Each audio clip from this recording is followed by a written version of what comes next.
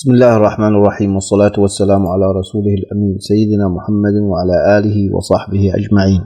مرحبا إخوة الكرام، بدينا اليوم رؤية جديدة عن الإمام المهدي، رؤية بتاريخ 19/10/2024. يقول الرائي: منذ شهر رأيت النبي صلى الله عليه وسلم في المنام وترددت قبل أن أخبر بها. رأيت كأن هناك عاصفة ترابية بالكاد ترى من حولك. كانت هناك امرأة تسأل النبي صلى الله عليه وسلم: أتعلم أن هناك سنة عصيبة قادمة على الناس؟ قال لها النبي صلى الله عليه وسلم: نعم أعلم، والله ليتمن الله بي هذا الأمر. انتهت الرؤية. التأويل: رؤيا النبي صلى الله عليه وسلم كما هو ثابت ومعروف، رؤيا حق لا شك فيها. بقي صدق الرائي، فإن صدق الرائي فهذه الرؤيا برغم أنها محذرة من أمور صعبة وأمور شديدة واشتباك للقوى العالمية وتكالب الدنيا والزمن والناس على الأمة وأحوال غريبة وأمور عجيبة، إلا أنها فيها الفرج.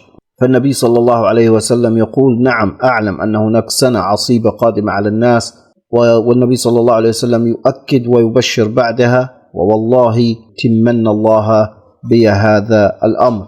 يتمن الله بي هذا الأمر. النبي صلى الله عليه وسلم يتحدث عن المهدي، وربما هذه بشارة أن المهدي بعد هذه السنة القادمة، والعلم عند الله عز وجل. فالرؤيا لم تكن واضحة، وكلام النبي صلى الله عليه وسلم إنما هو تأكيد لأن في زمن المهدي، وأن ظهوره بات وشيكا وظهوره بات قريبا، برغم كل البلاء وبرغم كل الضغط النفسي والاقتصادي والحروب والقتل والتقتيل في أمة محمد صلى الله عليه وسلم. ربما فترة زمنية لم تمر على المسلمين قبل ذلك، ولم يكونوا فيها بهذا الضعف وبتقاتل الأمم عليهم وتكالب الناس عليهم مع امتلاكهم لأسباب القوة، إلا أن الله عز وجل له شأن في ذلك، في اختبار الناس ومعرفة معادنهم واستحقاق كل امرئ منهم لمكانه في الآخرة، سواء كان جنة أو نار. إنما ما نحن فيه هو فتنة وابتلاء وتمحيص من الله عز وجل، ليميز الله الخبيث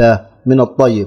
كل هذا سينتهي بظهور الإمام المهدي، والإمام المهدي كأنه رسول الله صلى الله عليه وسلم في صورة مصغرة. لذلك قال صلى الله عليه وسلم في الحديث: بنا بدأ الأمر وبنا يختم، بنا استنقذهم الله من عبادة الأوثان والأصنام، وبنا يستنقذهم الله من الضلالة والفتن.